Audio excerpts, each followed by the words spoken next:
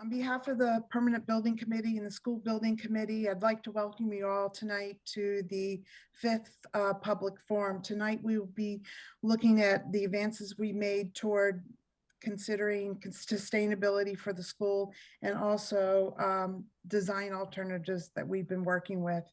We have members of the Permanent Building Committee and School Building in attendance tonight, and we also have SMA here who will make the presentation.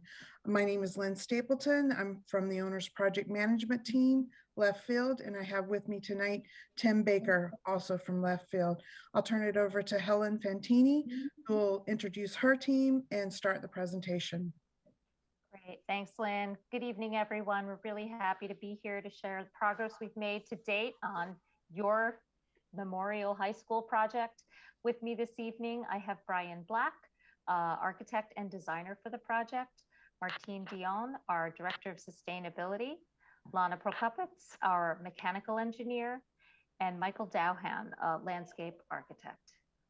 And with that, I think we are ready to queue up the PowerPoint and turn it over to Martine.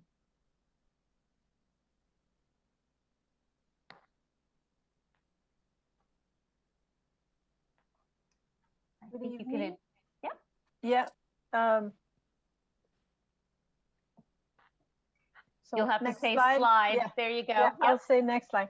So good evening, everyone. So I will first provide for an overview of and an update of the sustainability goals for the project. And then I will turn it over to Brian Black, and he will talk about design alternatives next. So to give a bit of a context, the Wakefield Memorial High School is an MSBA project, and MSBA requires green school certification, LEED v4 in this case. They do have requirements, specific requirements related to energy and water performance beyond code, beyond the Massachusetts code. And they support enhanced commissioning for mechanical systems, building enclosure, and ongoing commissioning. And something to be mindful of and keep in mind as we go through the design phases for this project is the fact that Massachusetts has a goal for carbon neutrality for 2050, and there's some legislation that was passed last year. Part of that legislation is going to include a new stretch code that's coming on board next year. And there's in the stretch code, in the new Massachusetts Energy Code cycle, starting 2023, there will be an effort for operational carbon, for systems carbon reduction, as well as transportation carbon reduction, which where we see more of preparation and transition to electric cars.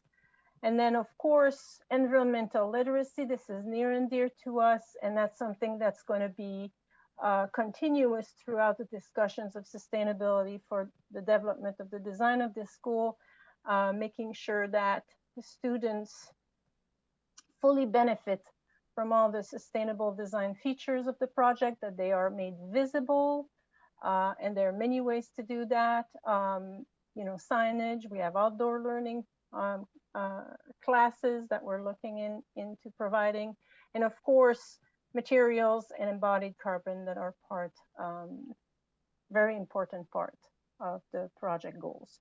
Next. So this project will be permitted in early 2023, and it will fall under the new code, the new Massachusetts Energy Code and Stretch Code. Wakefield has adopted the Stretch Code.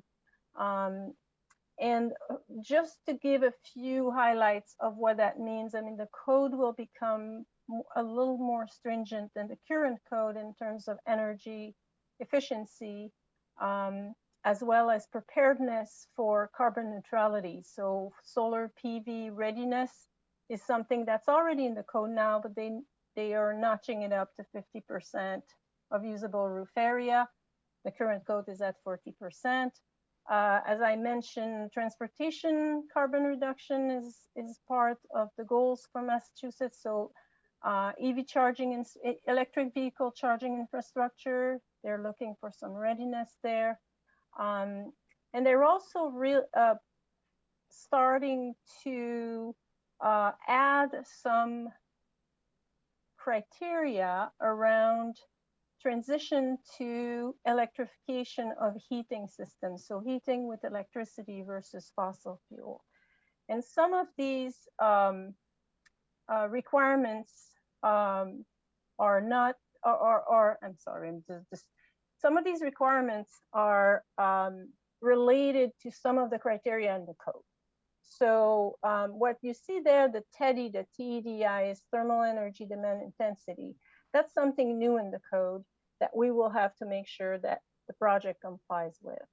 And then the stretch code has some net zero energy readiness as part of it. And that's still under legislation process. And then the other thing to really keep in mind and make sure that we communicate and discuss as part of the design of this project is the Wakefield Municipal Utility Plant electrification goals. It is our understanding that there's some specific policy that's being applied and looking to be applied by the municipal utility plant. We will be doing for the building systems, HVAC systems, we will be doing a full life cycle cost analysis, a 50-year life cycle cost analysis that will compare 3 HVAC systems during the next phases, the schematic design phase for the project. And then MSBA energy verification requirements. So MSBA requires for 20% better than code, and they look at the code compliance reports as well as the points that we get through the LEED certification. Next. One small clarification does not negate anything Martine just said. I just wanted to note that this project will likely be permitted in 2024. So I apologize. When I said early 2023, I knew I was wrong. It's okay. Give us time, Martine. And then I caught myself back and I said 2023. It's okay. So I apologize. And so from this PSR phase, I mean, from PSR and MSBA mandate, so MSBA has a mandate specifically for sustainability for projects, and that mandate needs to be described in the PSR report. The 20% energy performance, and we need to list our goals in there and how we're achieving that.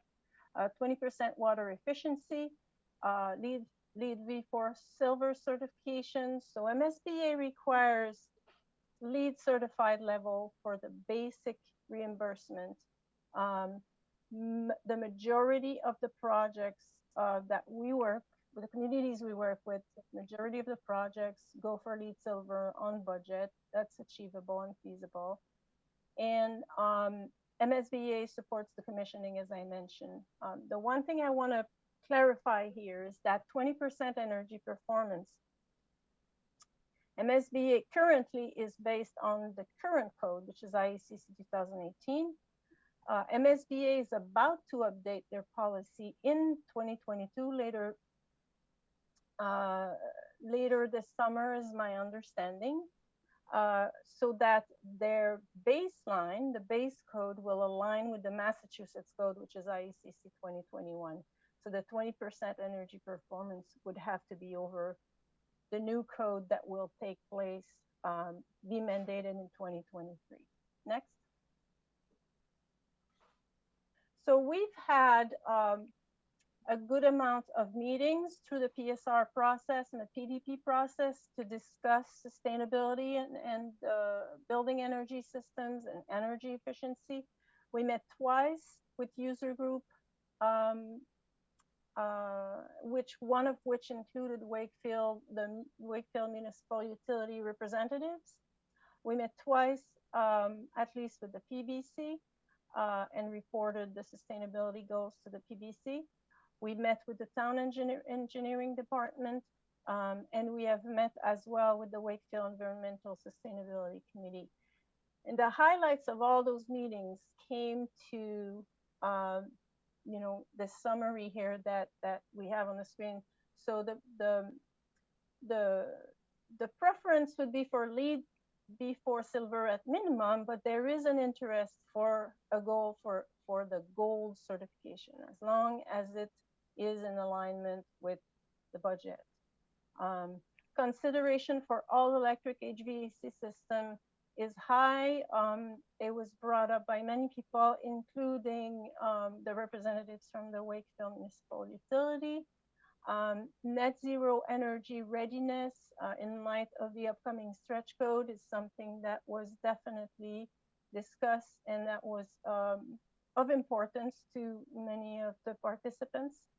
And as well as healthy materials. So making sure that we optimize materials that have low VOC and low toxicity. And there are ways to do that through the green building certification with LEED v4. That's something that's at the basis of the certification. Next.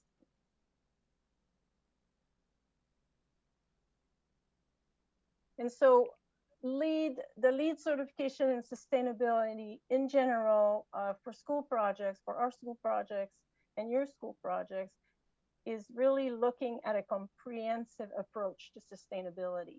So the energy, the water, the site, making sure we optimize sustainable site features, the indoor environmental quality, health and wellness is very important, abundant daylight, indoor air quality. There's also thermal comfort that's part of that category. And then healthy and low carbon materials. And the last but not the least, the building, once it's constructed, goes into the post-occupancy mode with its users. And it's important to that whole occupant behavior management phase is very important to keep the building within its goals of high performance. Next. So net zero strategies, we're going to report here what the basics of net zero energy readiness is. And the readiness really refers to the building being basically ultra low energy use for the building, so designed to be quite energy efficient, without the renewable energy system. Currently, the renewable energy system is not included in the budget. So you make the building ready and ready for the future, and when renewable energy is installed, you can get to full net zero energy. So, and the main strategies for this starts with the building enclosure. So a robust, highly insulated and airtight building enclosure. Your building enclosure will be there for 50 years. So this is where, this is the time to do it. It's really hard to go back and insulate. And elevate the thermal performance of building enclosure. So this is the time to do it. Window to wall ratio, 25% goal. We optimize the fenestration so that the access to daylight and views is there for the important spaces in the building, while at the same time taking into account energy performance. Passive house strategies support that robust and highly insulated enclosure. All electric heating and cooling is a main strategy in net zero energy ready projects, where for the most part no fossil fuel combustion is preferred.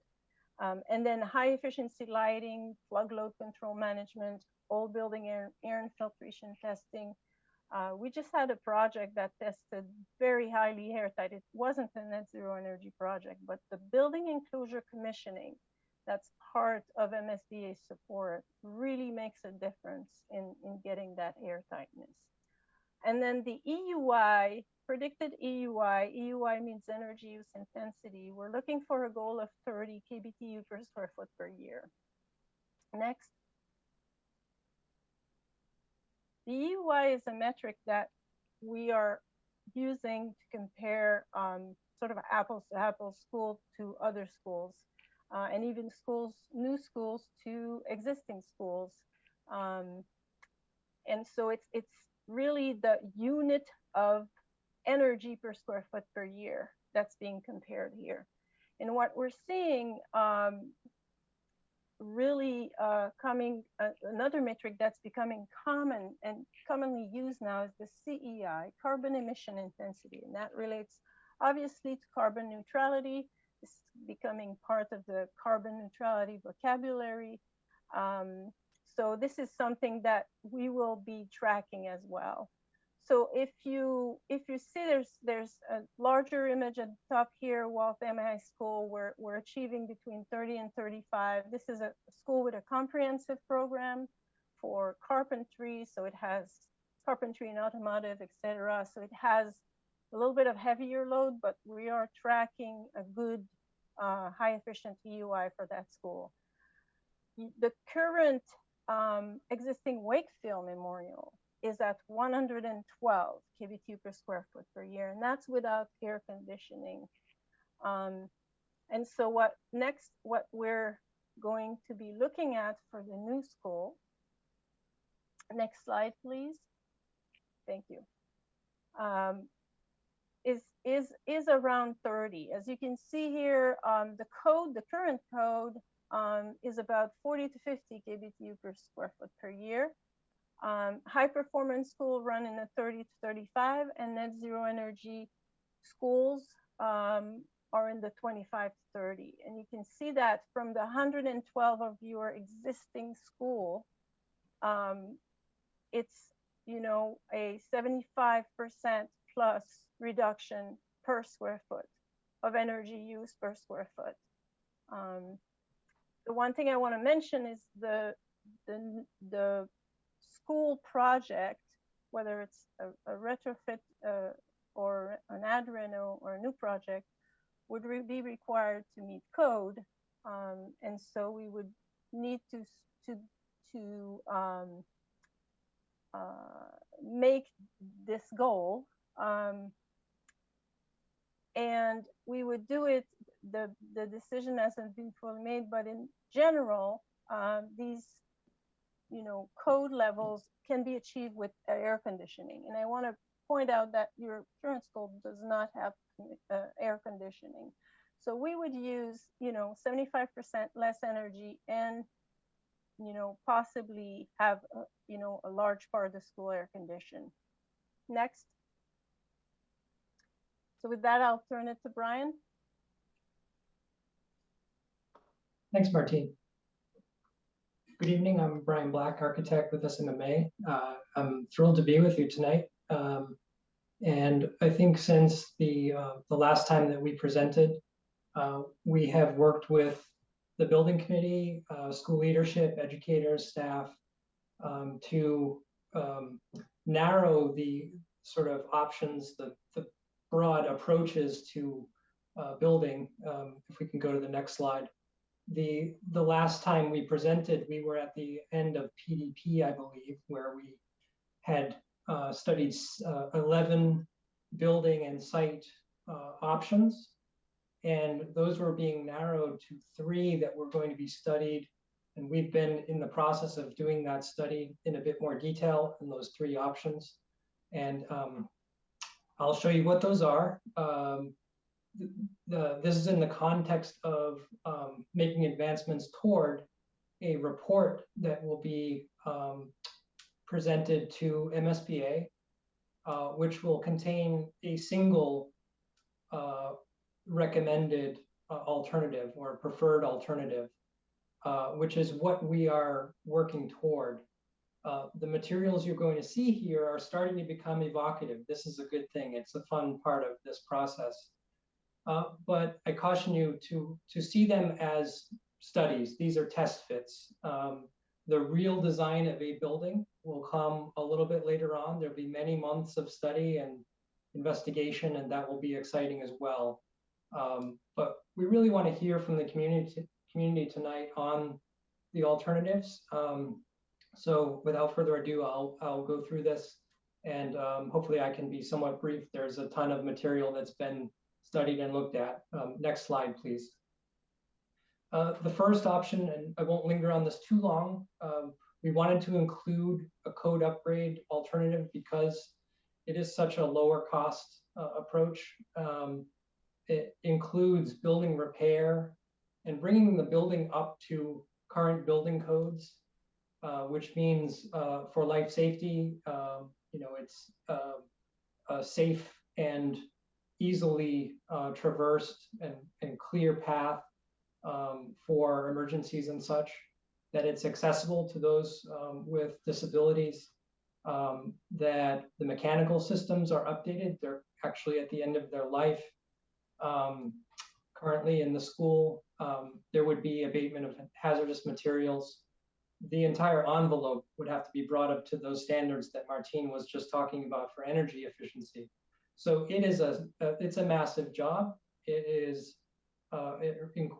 includes displacement and a little bit of pain in terms of moving out of sections of the building as they get renovated. And for that reason, it's a less desirable of the three options that we'll look at tonight. It would not include space upgrades and really complying with the goals that have been set out in the educational program, which is a very compelling document. I urge you all to take a look at it. It's the basis for everything we're doing with the building project. Next slide, please. Option 2, and we call it 2A because there were multiple of these at the last stage, addition and renovation on the footprint of the existing high school. You can see that footprint lightly dashed in around under the sort of white space here. What we're trying to make is in this option is a more compact version of a high school that's suited to the 21st century and the delivery of a modern educational program with lots of technology, spaces that are open and welcoming, and there's lots of opportunity for collaboration and integration of different disciplines.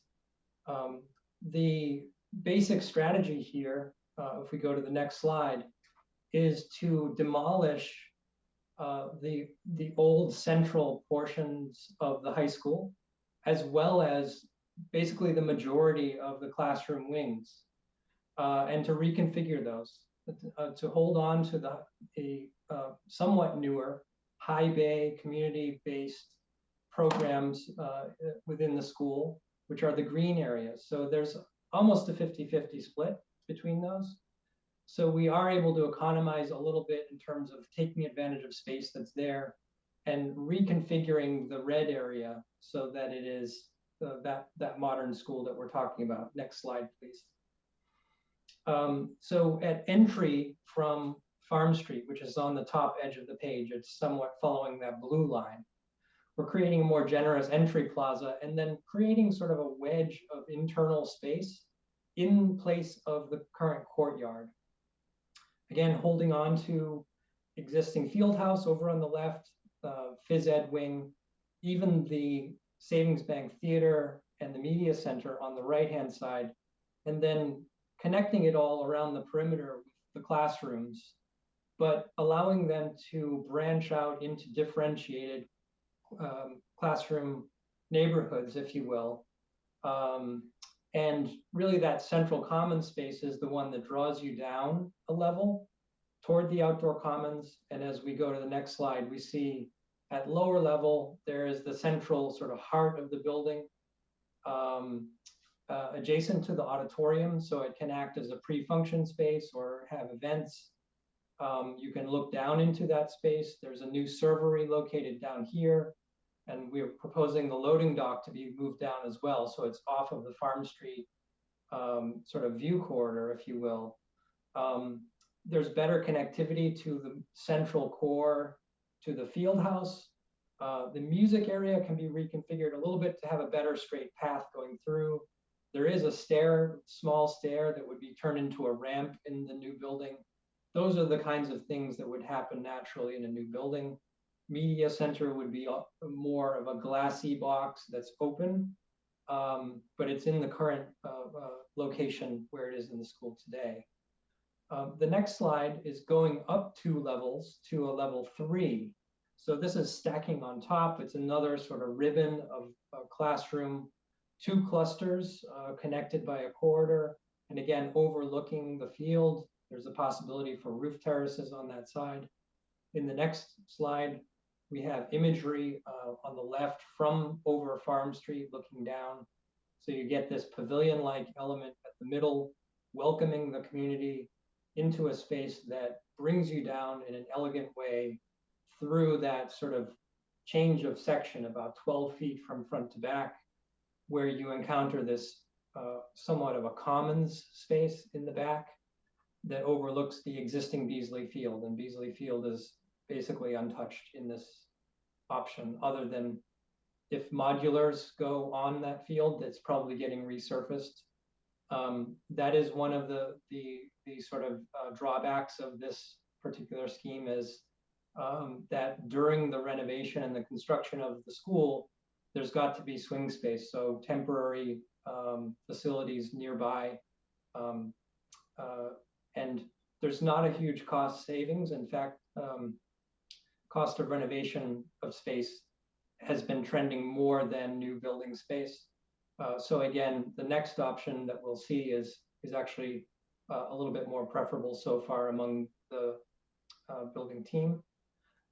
So in the last phase, we were asked to look at the sort of clustering of program within the 3B option. This is a new construction on the existing Beasley Oval. Beasley Oval that you see in this image is on the footprint of the existing high school, so they have flipped places.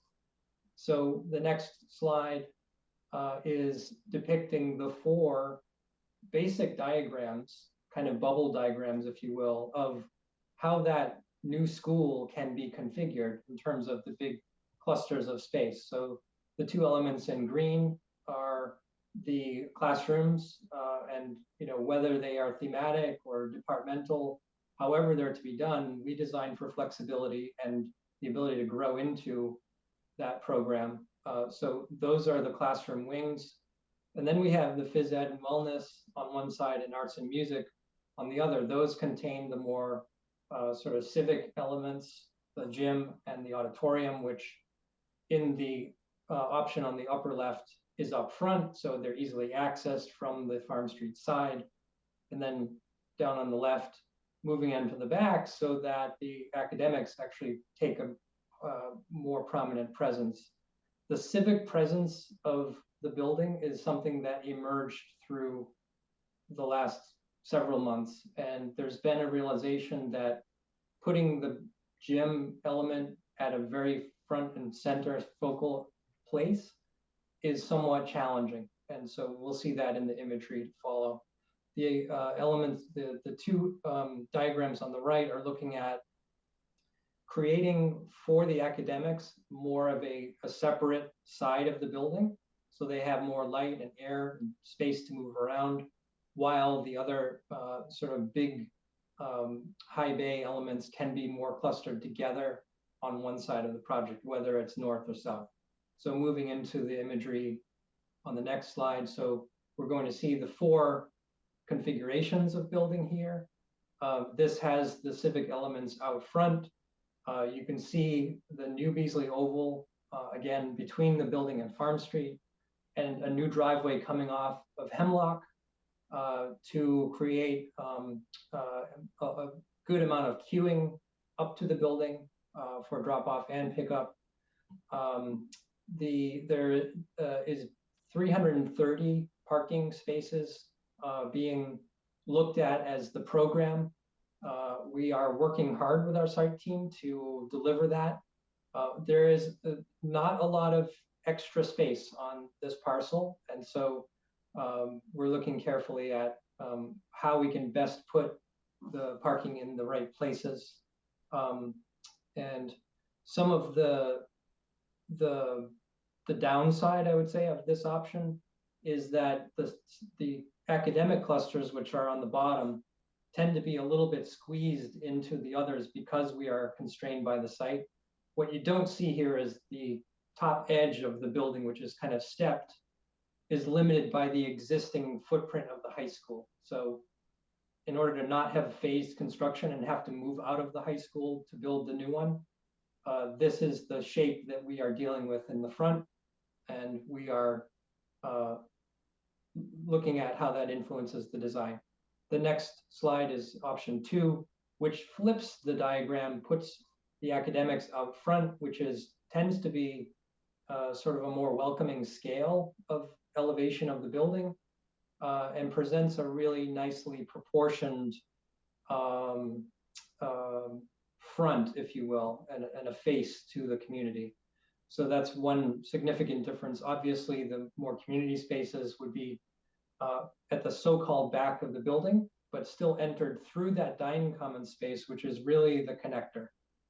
On to the next option. Option 3 is trending toward the most preferred of all the options. It has the classroom wings facing the south.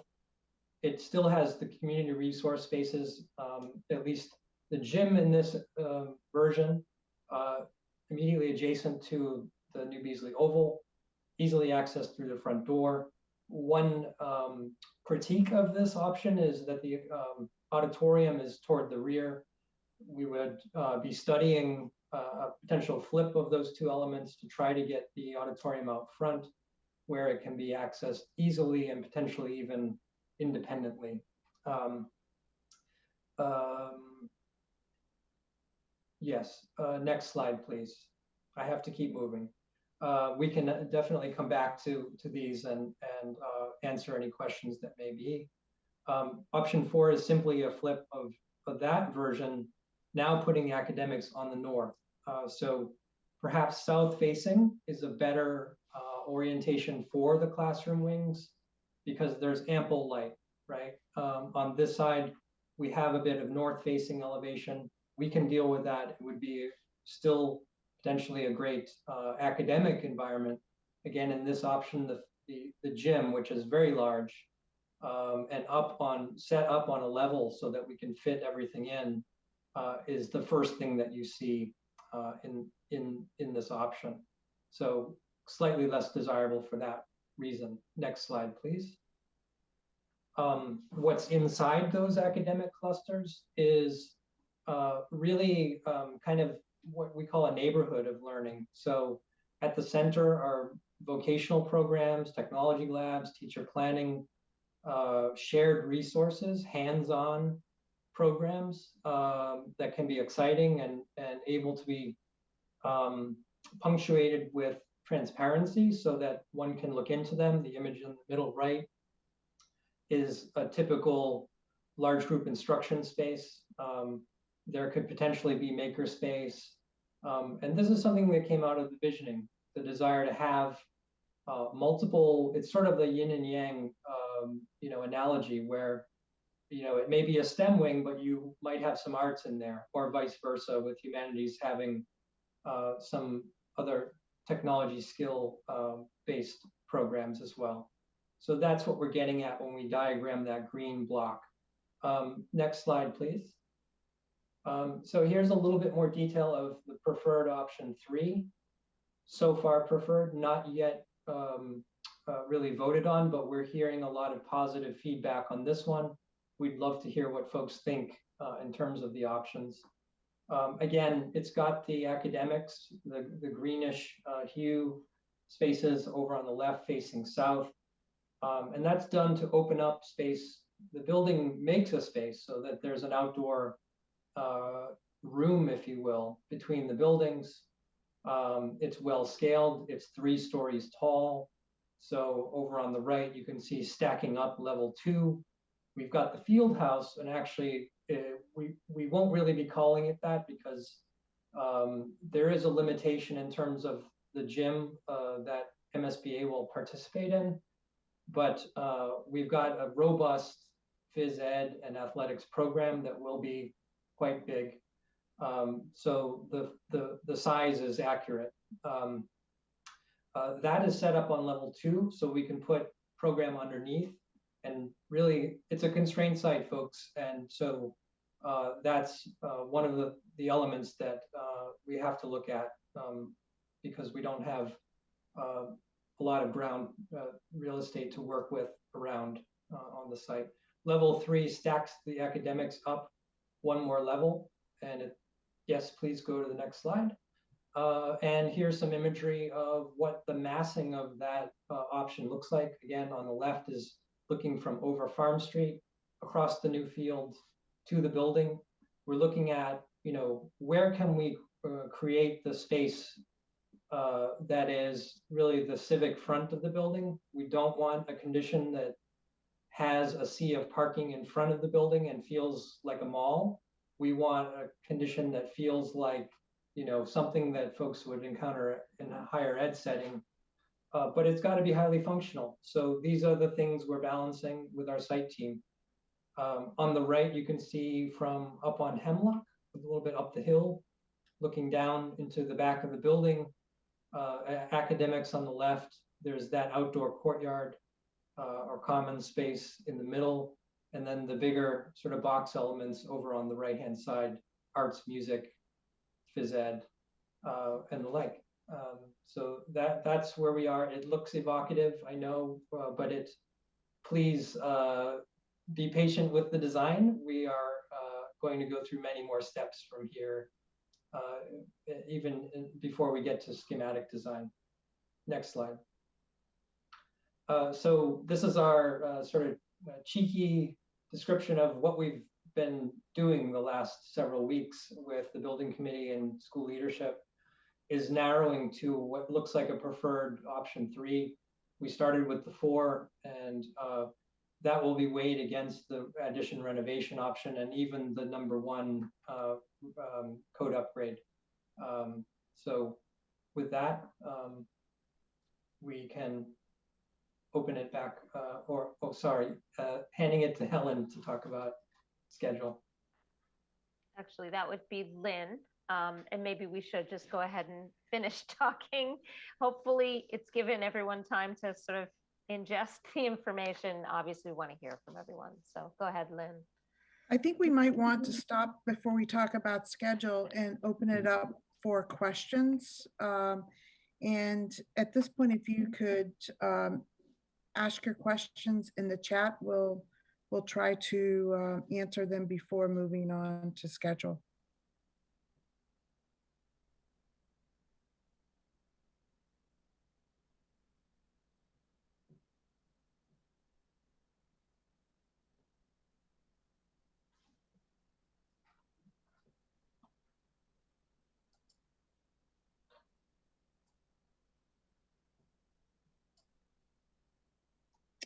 We have one question that came in that said, how big would the field house be in both of these options? Right now, the field house is shown on the drawings as 30,000 square feet.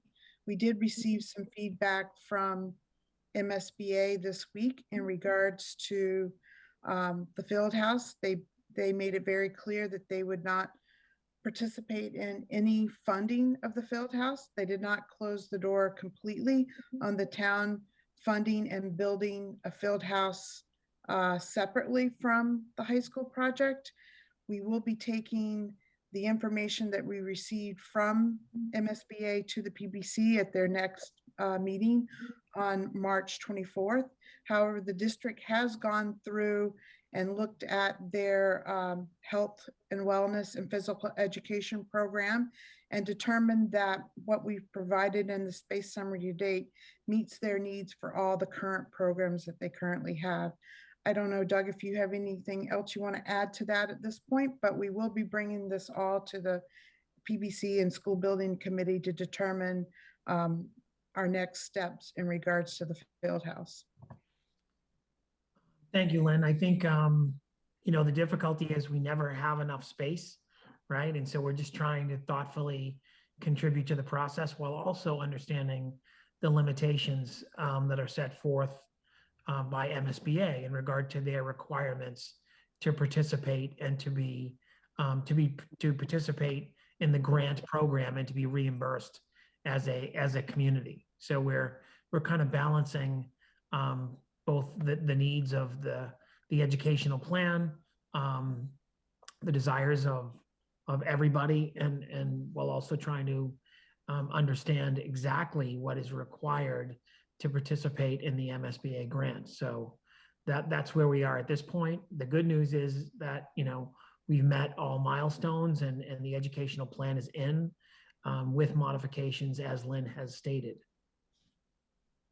Thank you. Next question is, how long would the swing space be for a renovation project? I think I can take that. I think we're estimating a 30-month or 2.5-year process for an ad reno scheme. So it would be obviously addressing various sections of the building phase by phase, but we'd be looking at 2.5 years for an addition renovation. An all new building would be more in the range of 2-year process. And I would think that potentially swing space may not be needed for all of that time frame. You may be doing it in phases and allow students to be in the building at different points, but it would be similar. I mean, they would be constant for 2.5 years of construction while the school is occupied. Next question is, can we leverage the parking across from the football field to have access to the building? Could it be accessible with ramps down to the building? I can take that one. Yes, I think there's opportunity that's been recognized there in terms of the way the grade transitions toward the building, and knowing that there's got to be some kind of intervention there if the building is going to sit on this particular site due to the constraints and the existing grades.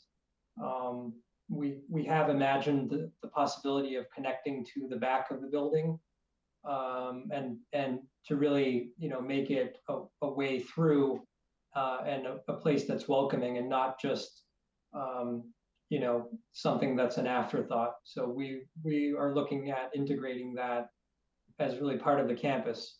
And so we're going to be looking for parking wherever we can find it. And the potential of adding some parking up there is something I think we'll have to look at, because we really need to make up some ground here. The next question is, this may have been discussed at past meetings, and if so, I apologize. Are we still considering or able to utilize the existing field house?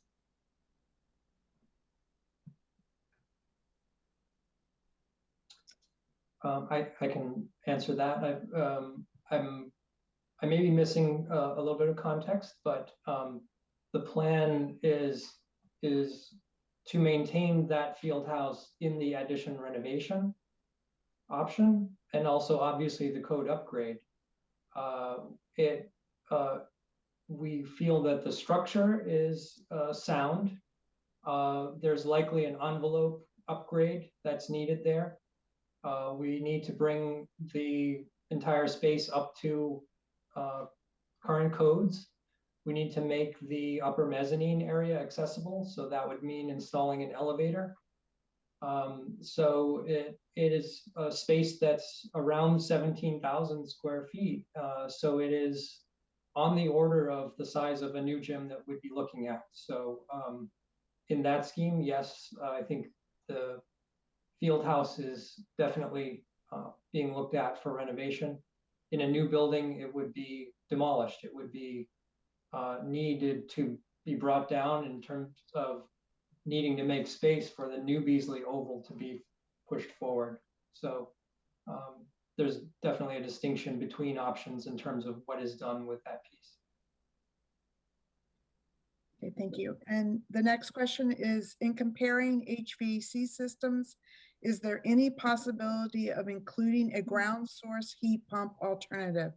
With its superior efficiency, It lowers overall energy draw, similar to having a highly insulated envelope, meaning easier to reach net zero. I can take that question. Yes, one of the systems that we will be comparing among the three systems that Martin was mentioning will be a geothermal. And another efficient system will be air source or electric heat pumps. So both systems are high efficiency and they use only natural resources as a source of energy. Okay, next question. How much space is being allowed for WCAT?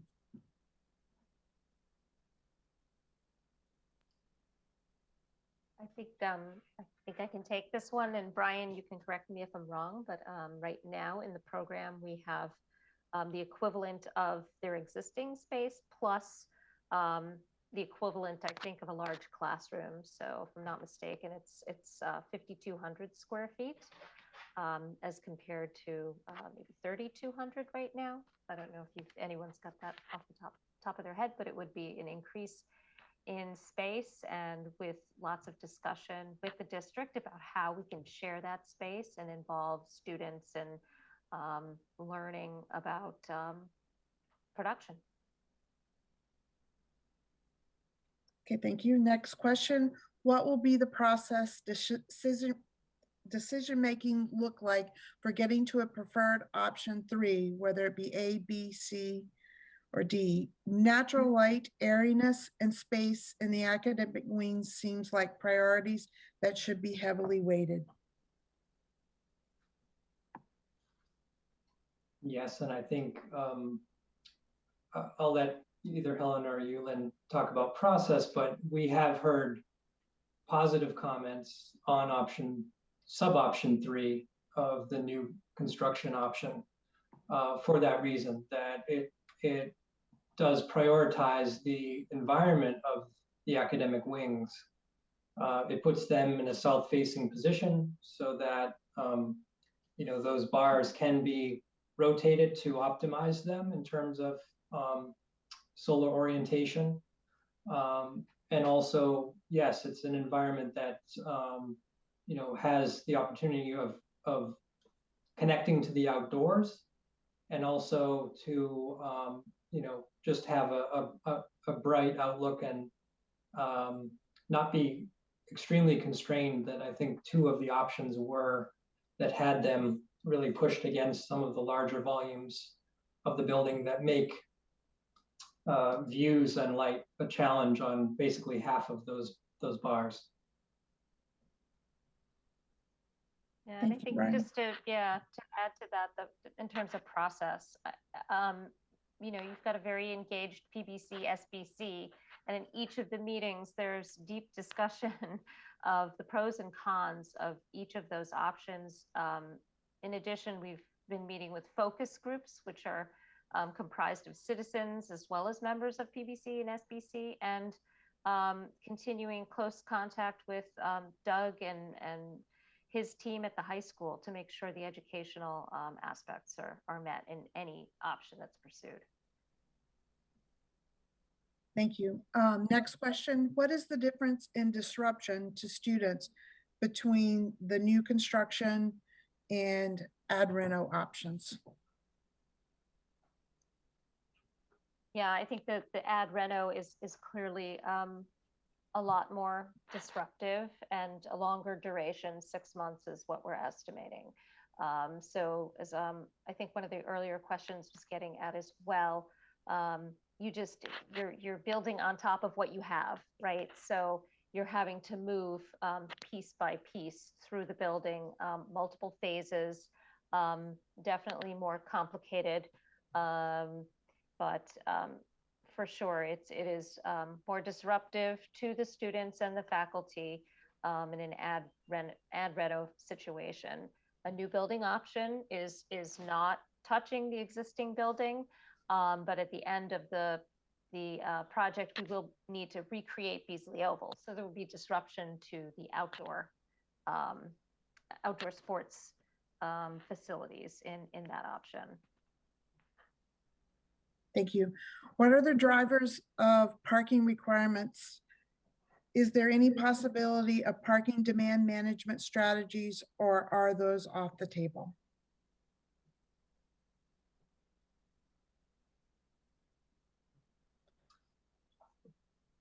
I don't know if our, Mike Dowhan is still here. That's definitely in his wheelhouse. I am here. I'm just Okay. a little reticent to answer the question. Because parking is probably not something I should be giving informed responses to. I know we did have a meeting with the leadership group at the high school to discuss about the existing parking on site, and SMMA, sorry, had several methods to look at predicting what the parking requirements would be. It's based on actual staffing and student counts. And so we have been really looking to refine that to determine what the project should carry in terms of number of parking spaces. Right. We base the number on occupancy, not on, you know, anything zoning related or anything like that. Based it on what we think the occupancy is going to be. Next question. Apologies if this question has already been asked. However, in the case of demo and new construction scenarios, would the kids stay in the existing structure for learning until the new building is ready? Yeah, again, so let's go option by option. So the first option is a code upgrade, so that the students, it'll be split. It'll depend on which section of the building is tackled first. So for option one, code upgrades, it's still a pretty significant amount of work, envelope, all the mechanical systems. When you get into the mechanical systems, you're taking down ceilings, you're affecting finishes. So it's still a pretty substantial amount of work. So I would say both options 1 and 2, or 1 and 2A as they're named in the presentation, are phased and would be disruptive. It will require modular classrooms and needing to move methodically through the building to address various areas of the building. Option 3, the new building option, takes the existing building out of the equation. The students could remain in the building while the new building is being built. After the new building is complete, existing building is removed, and Beasley Oval, which will be impacted, which is underneath option 3, would be recreated where the existing building is. So again, the duration difference between phasing and not phasing the project is about 6 months. So 2 years for the all new building versus 2.5 for any kind of phased construction associated with options 1 or 2. Thank you. Is a parking garage an option?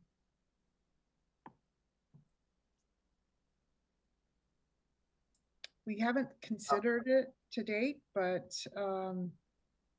We had in some of the initial interview proposals, we had proposed the possibility of some structured parking. So far, we have not needed, as Lynn was just about to say, so far we don't believe we need it yet. It all depends on where we land on the final parking count and which option we end up moving forward with development. Some of the options can fit more parking spaces than others. Once we have an option, final option selected, then we'll have a much better understanding of what, if any, parking deficit we'll have. and that's all the questions I have right now.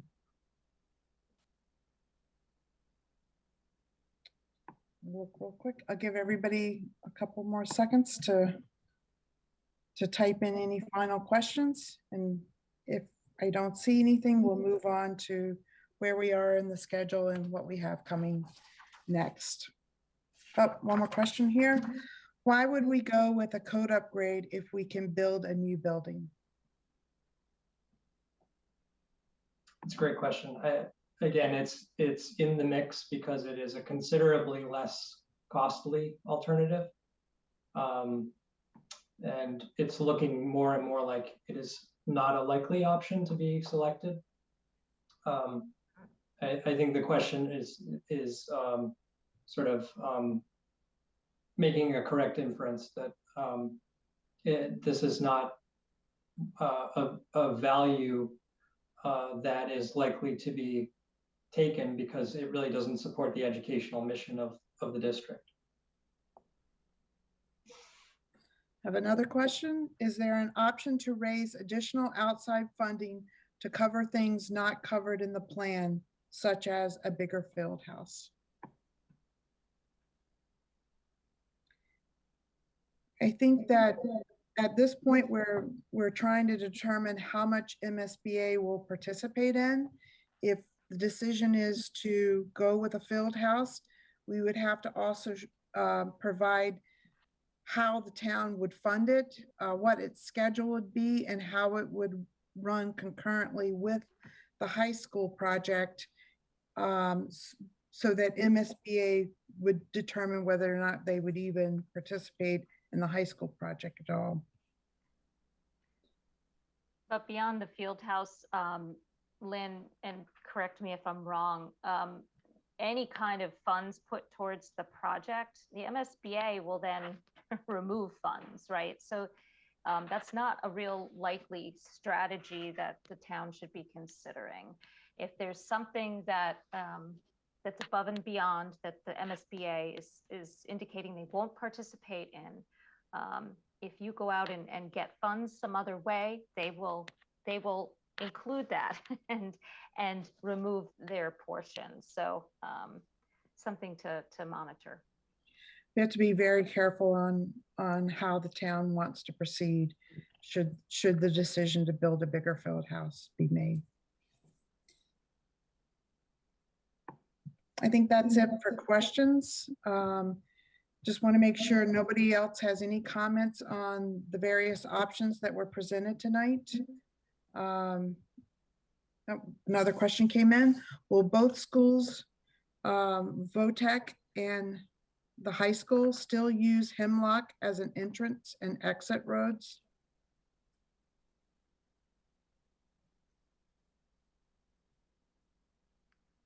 Yes, as of, yeah, oh, go go ahead, Helen, please. Our understanding is that Metro Tech is providing their own, I won't say their own, another access, so that some of that congestion should be removed. But I don't know the schedule of that project. I don't know if Doug has more information. I saw a head nod. But that is good news that they are pursuing a separate access for that project. That is exactly the plan, Helen, and we're going to find out more information as we're meeting with them next week. Okay, another question. Is there, oops, several came in, hold on. Is there a difference in life cycle costs between the options?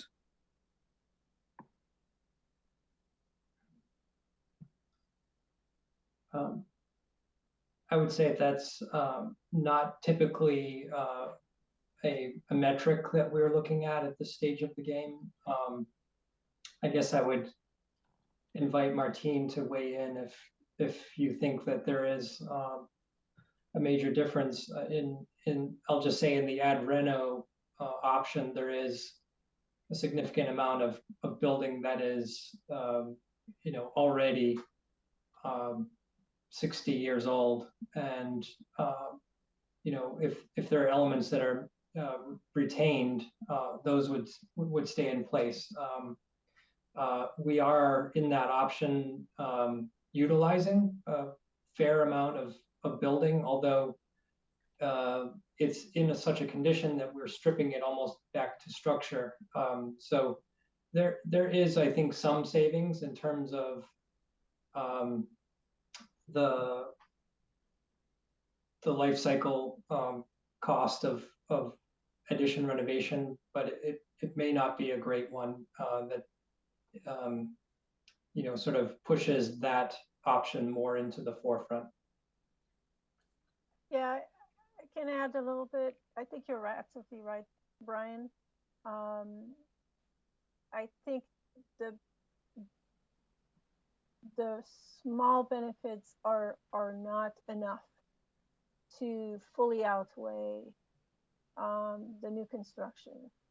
And the fact that the majority of the finishes, for example, and the systems and the enclosure are at the end of life, there's not a big difference. The fact that we will have to fully upgrade those options to the Massachusetts code that I give a little bit of an overview, you know, is like I said, like you said, Brian, it's mainly the structure and or part of the structure because, for example, there are things on the roof, for example, there would need to be some upgrades to the structure potentially, right, Brian? Because if there's mechanical on the roof, so there's still that happening to a certain extent. And like lateral bracing. Yeah, exactly. And like you said, when you start comparing the costs, you know, all of these add up, and in many cases, it's not less costly, right, for the upgrades and the retrofit. And so, yeah, there's no major benefit. Let's put it this way. Did I answer the question right? Did I understand, Lynn? I believe so. I haven't had a follow-up. Based on past experience, would an effort such as an independently funded field house jeopardize the overall project chances for approval by MSBA? I will say that MSBA has a policy that they will not participate in any school projects that include a field house, but they have opened the door slightly for us to tell them how we would achieve it. And as long as it doesn't interfere with their project, which is their goals are to provide educational spaces for districts, there may be an opportunity to allow this to go forward if the town so desires. However, MSBA's policy is that they don't participate in projects that include a field house. So it may be that the field house would have to be disconnected from the school or placed elsewhere. Not sure at this point. We have a lot to think about before we respond back to MSBA with the many questions that they asked us on this. Next question is, would you provide a scope of the planned athletic facilities?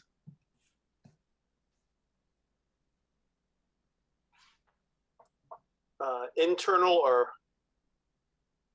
That's part of the project currently.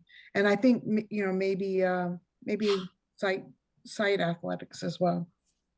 Sure. So in the ad reno scheme, the athletics facilities or the code upgrade scheme, of course, athletic facilities would not change. In a new construction, we would, as you saw in all of the options, the new Beasley Oval would be switched over to where the building is right now. A new track, a minimum 6-lane track will be constructed, a new synthetic turf field for all the same sports that are currently played there right now. And we would also be able to create space for all of the field events, the six standard field events that are MIAA standard field events. We'd create space for all 6 of those as well. Softball field and baseball field, of course, are not being impacted by this project. Helen, can you address the interior spaces? Yeah, internally, and Brian, obviously jump in if I miss anything, but for options 1 and 2, you'd be essentially renovating the spaces that you already have. So when we talk about MSBA and participation, they have guidelines, they have sizes of spaces that they say they will reimburse for, participate in funding. So again, code upgrade, spaces that you have, pretty much the only improvements might be finishes and better mechanical systems. Ad reno situation, By and large, I believe we are staying within the confines of the existing field house, locker rooms. You would retain your secondary gym or where you have gymnastics set up right now. So the square footages would be pretty much similar to what you have right now. And then in a new building option, we are targeting an 18,000 square foot gym, which is a bit bigger than your existing field house. Locker rooms sized per the guidelines. We've requested a secondary gym for gymnastics and dance and climbing, as you have right now. And we've also included a larger space for what they call PE alternatives, or what would be the equivalent right now for you for weight room and fitness room. And finally, I think we do have some space we have set forth for alternative PE under the SPED category. So did I miss anything, Brian? I can't tell you square footage wise what that is, but in meeting with your athletic director and the superintendent and principal over the last week and going over the MSBA comments, those were spaces that we felt were essential and were asking for increased sizes. And I should mention also storage, increased storage space in a new building option. Okay, next question. What would the square footage increase be in the two options, new and ad reno?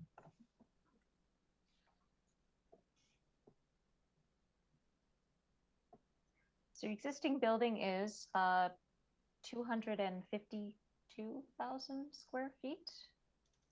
And I will pull up the numbers on the two options. You'd think I'd have them memorized, but I do not.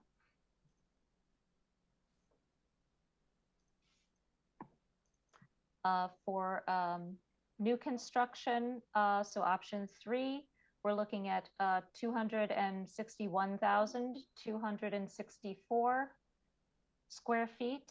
So again, larger than what you currently have. And for the addition renovation scheme, we are looking at 260,000 square feet. So essentially the same. So about 10 to 12,000 square feet more than your existing building size.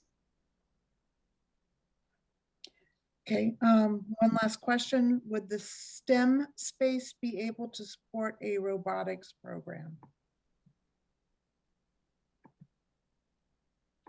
Yes, I think that's a detail that will be discussed in later stages. We are including a robust maker space, and often that is outfitted with a robotics equipment. So that is definitely one of the directions that can go. A maker space can go many different directions in terms of what is done and what kinds of activities take place within it. Robotics is definitely one of the things that we can design for. Okay, that concludes all the questions. Thank you all. Do we want to quickly go over where we are with the schedule before we wrap up the forum tonight? Ellen, do you want to put that slide back up? Lynn, we had one other question that came to me. Oh, okay. Did all the options forego the use of the rooftop for more outdoor space? They, the 2 and 3 options, obviously the code upgrade wouldn't include any of that kind of additional space. But both the 2A and 3B options are taking advantage of some rooftop space for an outdoor environment. It could be outdoor classrooms, a simple terrace, and so that's on a site that's as constrained as this, we're going to take advantage of all available space that we can, and we've been doing more and more in our schools integrating some kind of a roof terrace, a roof garden type environment. And so we'll look to do that here as well.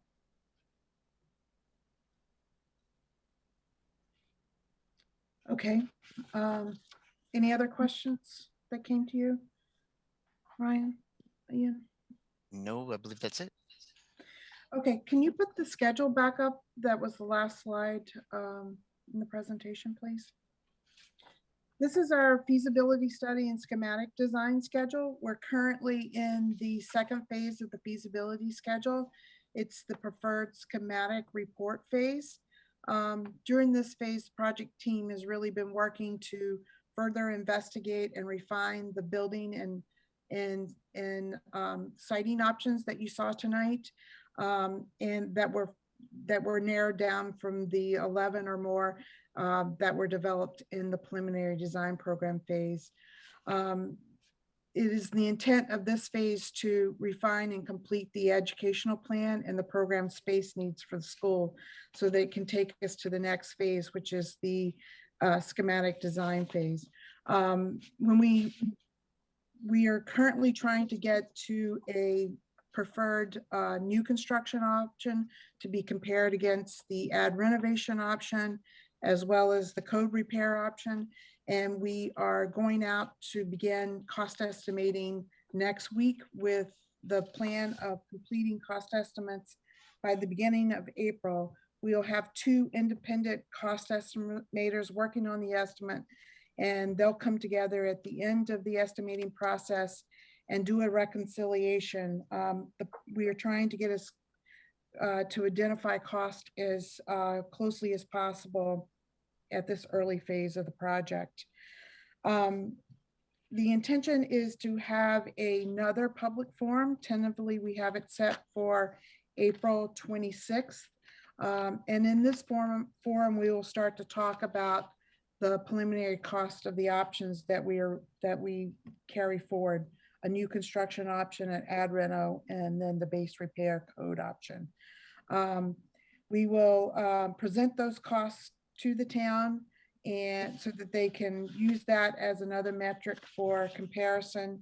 And once we have approval by the PBC and the SBC, we will vote on take those and ask the PBC and SBC to vote on a preferred option.